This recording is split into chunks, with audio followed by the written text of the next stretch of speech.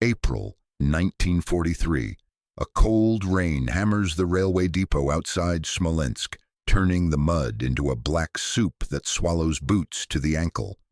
Oberst Friedrich Bergmann stands beneath a torn canvas awning, watching another locomotive fail to arrive. The smell of diesel fuel mingles with the acrid scent of wet wool uniforms and the faint, persistent odor of horses. Thousands of horses, their breath steaming in the pre-dawn darkness. He clutches a leather-bound logistics ledger against his chest, its pages warped by moisture and filled with calculations that no longer add up. The numbers tell a story the Reich refuses to hear. Germany is drowning in the arithmetic of distance. Bergmann had been trained at the Kriegsakademie in Berlin, where instructors spoke reverently of Clausewitz and Moltke, where maps showed clean arrows piercing enemy territory, where supply lines appeared as confident red threads, connecting victory to victory. What they never taught him was how to move 3 million men across a landscape that seemed to expand with every kilometer conquered, how to feed an army when the rails ended and the roads dissolved into prehistoric tracks, how to keep an industrial war machine running when the machine itself consumed more than the entire nation could produce. By the spring of 1943, Bergmann commanded a logistical apparatus that stretched from the Atlantic coast to the depths of Russia, a system that, on paper, controlled the resources of an entire continent. In reality, he was presiding over an elegant, elaborate fiction. The German war machine had been built on a fundamental deception, one that Bergmann himself had believed, until the lie became impossible to sustain. In the heady days of 1940, after France collapsed in 6 weeks, there was a collective intoxication among the Wehrmacht's staff officers. They had studied Napoleon's campaigns, absorbed the lessons of 1812, and convinced themselves they had solved the eternal equation of military logistics through modern technology and Prussian efficiency. Blitzkrieg wasn't merely a tactical doctrine, it was a logistical philosophy. Move fast, capture enemy supplies, live off the conquered land, keep the war mobile and short. The system worked brilliantly when the distances were measured in hundreds of kilometers and the campaigns lasted weeks. It disintegrated when the war stretched across thousands of kilometers and ground on for years. Bergmann's journey into this truth had been gradual, then sudden. In 1941, as Barbarossa unfolded, he had been a young captain assigned to Army Group Center's supply organization. The initial advances were intoxicating. The panzer divisions raced forward, the infantry followed, and for a few golden weeks, everything seemed possible. Then came the first rains of autumn, and the roads of Western Russia revealed themselves not as roads at all, but as suggestions of pathways that turned into impassable rivers of mud the Germans called Rasputitsa, the season without roads. Trucks sank to their axles. Tanks consumed fuel faster than the supply columns could deliver it. The railways, built to Russian gauge, required conversion or transloading at every major junction, creating bottlenecks that stretched back hundreds of kilometers. What struck Bergmann most viscerally was the horses. The German army, for all its reputation as a mechanized marvel, moved on the backs of animals. More than 750,000 horses had crossed into Soviet territory in the first weeks of Barbarossa. Belgians, Percherons, requisitioned farm horses from Poland and France. They pulled the supply wagons, the field kitchens, the ammunition carts. They required 20 pounds of fodder per day, each animal, and when the fodder ran out, they ate bark and thatched roofs, and eventually collapsed in their traces. By the first winter, a quarter of them were dead. The panzer divisions got the fuel, the horses got nothing.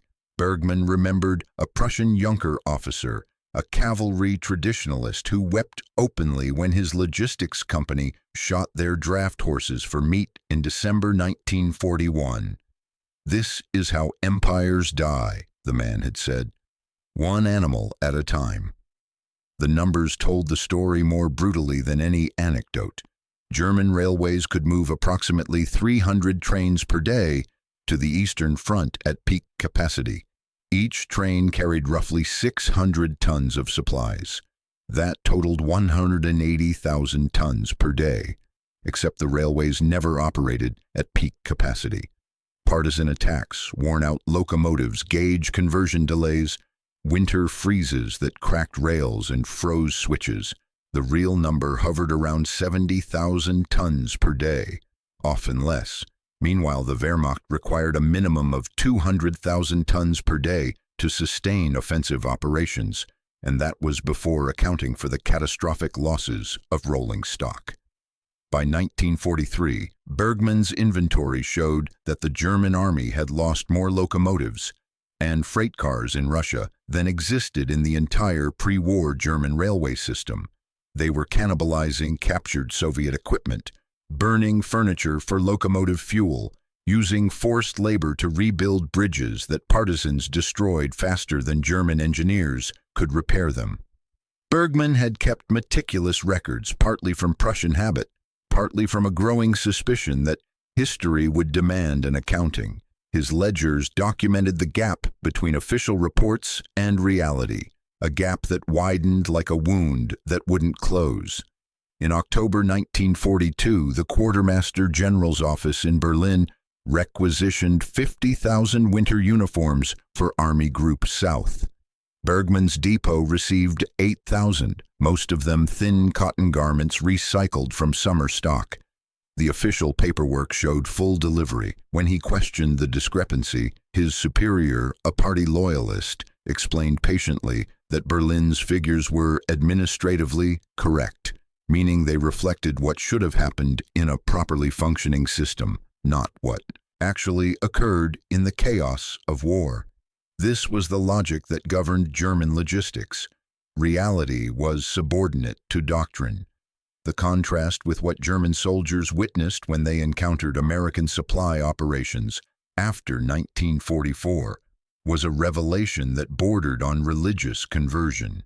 Bergmann himself didn't encounter American forces directly until April 1945, when his logistics command retreated westward ahead of the Soviet advance and found themselves negotiating surrender terms with a U.S. Army supply battalion in Thuringia. What he saw in those final days shattered every assumption he'd carried since his training at the Kriegsakademie. The Americans had built a supply depot, a temporary depot, that contained more mechanized transport than his entire logistics corps had possessed at the height of German power. Rows of identical trucks, hundreds of them, painted the same olive-drab, interchangeable parts, standardized fuel. No horses, not a single horse. An American lieutenant, barely old enough to shave, showed Bergmann through the motor pool with casual pride.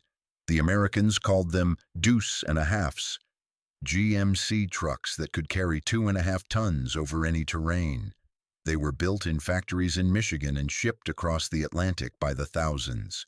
The lieutenant mentioned, almost as an aside, that the United States had produced more than 800,000 military trucks during the war. Bergmann did the arithmetic in his head. Germany had built perhaps 100,000 military trucks in the same period, and half of those had been cannibalized for parts. The scale was incomprehensible. It wasn't that the Americans were better soldiers, though many of them were competent. It was that they had industrialized war at a level that made German production look artisanal. But what truly disturbed Bergmann, what kept him awake during his interrogation and internment, was the food. The American soldiers ate from tin cans, K rations, C rations, D rations, processed, preserved, identical meals packaged in factories and distributed with the same mechanized efficiency as ammunition. Each ration contained more calories than a German soldier received on an average day in 1944. There was coffee, real coffee, not the burnt grain substitute German troops had endured since 1940. There was chocolate, there were cigarettes, so many cigarettes that American soldiers traded them casually for souvenirs. Bergmann watched a 19-year-old private from Iowa open a tin of ham and eggs, eat half, and throw the rest away because he was full. Throw it away. The gesture contained more meaning than any ideological lecture. It was the physical manifestation of a system so abundant that waste was acceptable, even normal. German logistics had always been a calculus of scarcity. Every liter of fuel, every round of ammunition, every loaf of bread represented a choice, a priority, a sacrifice somewhere else in the system. Bergmann had sent panzer divisions into battle with half their authorized fuel allotment because the supply simply didn't exist. He had prioritized ammunition over food, fuel over medical supplies, knowing that men would suffer but calculating that they could endure. The German soldier was trained to be hard, to accept privation as virtue, to see suffering as proof of dedication. American soldiers, by contrast, operated in a logistics environment where scarcity was the aberration, not the norm. They expected 3 meals a day. They expected their vehicles to run. When something broke, they replaced it rather than repaired it, a luxury that seemed almost obscene to Bergmann's Prussian sensibilities. The documented evidence of German logistical failure had been accumulating since 1941, but the Reich's leadership demonstrated a remarkable capacity for denial. In December 1941, after the failure to capture Moscow, Quartermaster General Eduard Wagner submitted a report to the Wehrmacht High Command detailing the supply crisis: insufficient winter clothing, fuel shortages approaching critical levels, ammunition expenditure exceeding production by 40%. The report recommended an immediate strategic withdrawal to defensible positions and a fundamental reorganization of supply infrastructure. Hitler dismissed it as defeatist pessimism and sacked several officers who had contributed to the assessment. Wagner continued submitting similar reports throughout 1942 and 1943, each one documenting the growing gap between operational requirements and available resources. In July 1944, Wagner joined the conspiracy to assassinate Hitler, not primarily from moral conviction, Bergmann later believed, but from the logistician's despair at watching an army devour itself because its leaders refused to acknowledge arithmetic. Bergmann's own breaking point came in January 1945, when he received orders to organize a counteroffensive in Hungary to relieve Budapest.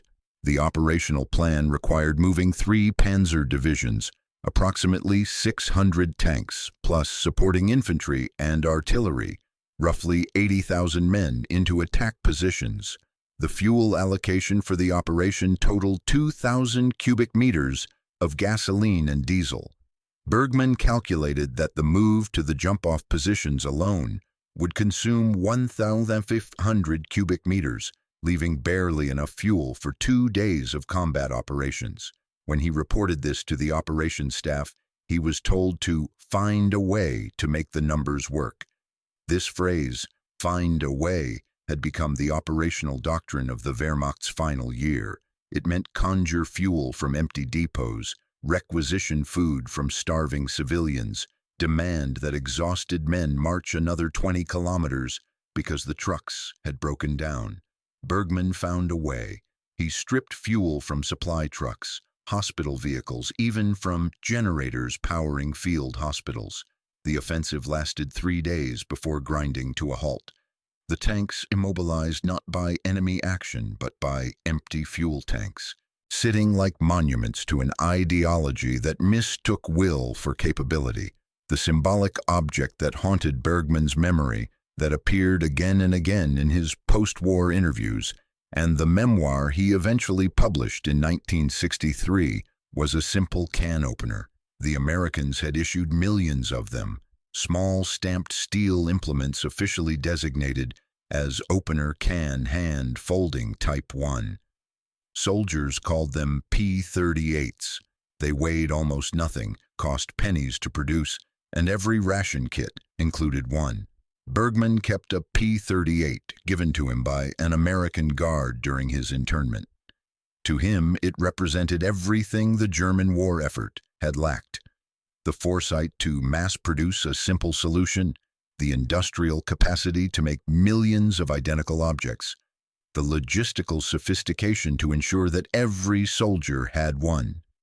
German soldiers, by contrast, had opened their canned rations with bayonets, pocket knives, or rocks, improvising, always improvising, because the system had never thought to provide something so basic.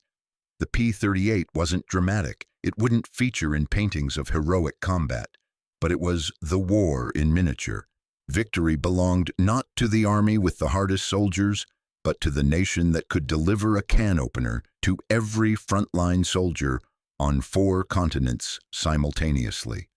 The transformation in Bergmann's understanding was complete by the time of his release from internment in 1947. He had entered the war believing in German organizational superiority, in the efficiency of the Wehrmacht system, in the idea that discipline and training could overcome material disadvantages.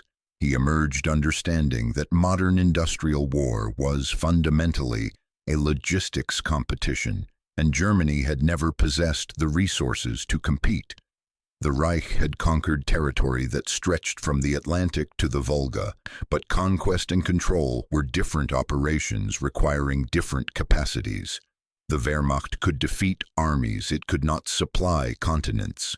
Every kilometer conquered added to the burden, stretched the supply lines thinner, multiplied the impossibilities. The Soviet Union's greatest weapon wasn't the T-34 tank or the winter cold. It was distance and depth, space that swallowed German logistics and dissolved German advantages in tactical competence. What troubled Bergmann most deeply in his later years was how completely the German leadership had understood this problem and chosen to ignore it. The studies existed. Before Barbarossa, Wehrmacht logistics officers had calculated that sustained operations beyond Smolensk would require rail capacity that didn't exist and couldn't be built in time. They had presented these findings to the operations staff, who had proceeded with the invasion anyway, trusting that quick victory would render logistics irrelevant. This was the fundamental gamble of German strategy: win fast or lose inevitably. When the quick victory didn't materialize, when the Red Army didn't, collapses predicted, when Moscow didn't fall in 1941, the entire logical foundation of German war-making disintegrated. But the leadership couldn't acknowledge this disintegration without admitting that the war was unwinnable. So they continued issuing orders for offensives that logistics couldn't support, demanding victories that arithmetic made impossible, and blaming commanders for failing to achieve objectives that no amount of courage or competence could accomplish. Bergmann's post-war testimony to Allied interrogators provided some of the most detailed documentation of German supply failures. He described how, by 1944, the Wehrmacht was operating on a logistical base smaller than what it had possessed in 1940, despite controlling a larger territory and facing more enemies. Allied bombing had destroyed much of the German rail network. Soviet advances had captured critical industrial regions. The Luftwaffe, starved for fuel, could barely conduct reconnaissance missions, leaving ground forces blind to enemy movements. Perhaps most devastating, the quality of German recruits had collapsed. Experienced soldiers were dead, wounded, or scattered across too many fronts, replaced by teenagers and old men who lacked training and often lacked the physical stamina for sustained combat. You could put these soldiers in uniform and call them divisions, but they couldn't march 20 kilometers with full packs, couldn't dig entrenchments in frozen ground, couldn't perform the basic physical labor that pre-industrial logistics required. The Americans, Bergmann noted, with something approaching awe in his interrogation transcripts, had solved the human problem with machines. They used bulldozers to build roads, mechanical cranes to load ships, trucks to move everything. When American supply lines got too long, they built pipelines, actual pipelines carrying fuel hundreds of kilometers from ports to frontline depots. The Pluto pipeline under the English Channel, the Red Ball Express truck convoys carrying 12,000 tons per day across France, the port of Antwerp processing 40,000 tons per day by late 1944. These weren't just logistical achievements, they were manifestations of an economic system that could mobilize resources at scales that made European production look medieval. The United States had entered the war later, fought on multiple continents simultaneously, supplied allies in addition to its own forces, and still managed to maintain supply abundance that German forces never achieved, even when fighting on interior lines close to their industrial base. The epilogue to Bergmann's story unfolded in the quiet decades of post-war Germany. He never faced trial. Logistics officers were rarely charged with war crimes, their crimes being primarily mathematical. He worked briefly for the West German Railway reorganization in the 1950s, applying his expertise to rebuilding the infrastructure his war had helped destroy. He retired early, plagued by what his doctors called a nervous condition, but what he understood as the weight of knowledge he couldn't unknow. His memoir, Der Zusammenbruch der Versorgung, The Collapse of Supply, published in 1963, sold poorly. Germans wanted to forget, and Americans didn't care about the confessions of a logistics officer. But military historians eventually found it, and Bergmann's meticulous records became primary sources for understanding how Nazi Germany fought a war it couldn't afford and sustained operations it couldn't supply. In his final interview, conducted in 1976, shortly before his death, Bergmann reflected on what his experience had taught him about ideology and reality. National Socialism had promised to make Germany great through will and unity, to overcome material disadvantages through fighting spirit, to prove that a disciplined people could defeat decadent democracies. What Bergmann learned, counting train cars and fuel drums in the mud of Russia, was that ideology couldn't multiply resources that didn't exist. The Soviet Union's ideology was equally brutal, yet it won because it possessed depth, population, and eventually American supplies flowing through Lend-Lease. The Western democracies, supposedly soft and divided, mobilized industrial production at levels totalitarian states couldn't match, precisely because their economic systems were designed to create abundance rather than merely concentrate existing resources. The recurring image in Bergmann's nightmares, he admitted in that final interview, was horses dying in Russian snow. Not soldiers. He had made his peace with military casualties, understood them as the cost of war, but the horses haunted him because they represented Germany's failure to become what it claimed to be.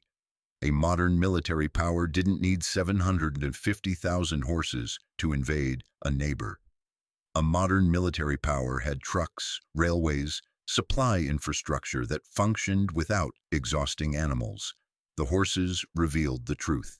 Beneath the propaganda imagery of tanks and aircraft, the Wehrmacht was a late 19th century army wearing 20th century uniforms, trying to fight an industrial war with logistical methods that hadn't fundamentally changed since Napoleon.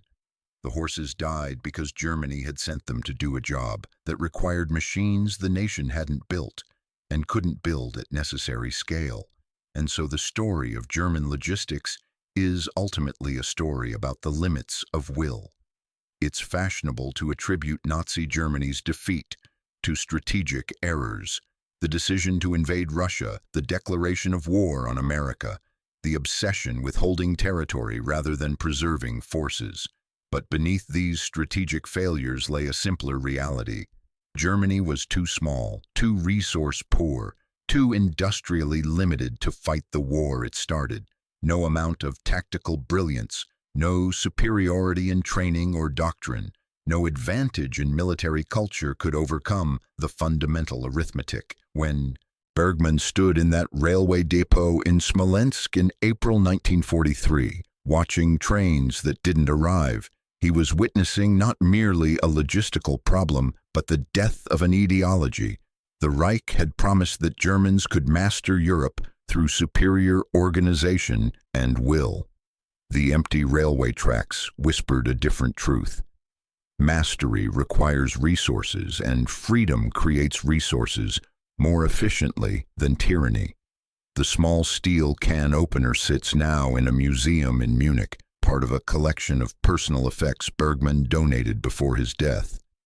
Visitors walk past it without notice, drawn instead to the dramatic artifacts: the Tiger tank, the Luftwaffe fighter, the dress uniforms.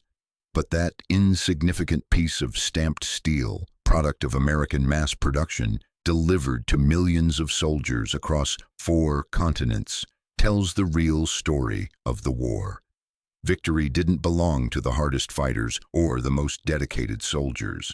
It belonged to the system that could manufacture 1 million can openers and ensure each one reached the soldier who needed it, that could waste a half-eaten tin of ham without consequence, that could replace rather than repair, that could turn abundance into strategy. Bergmann understood this finally, too late to matter, too late to change anything. The war was decided not in the dramatic tank battles or desperate infantry assaults, but in the mundane arithmetic of supply depots and railway schedules, in the unglamorous reality that freedom feeds its soldiers better than tyranny ever could.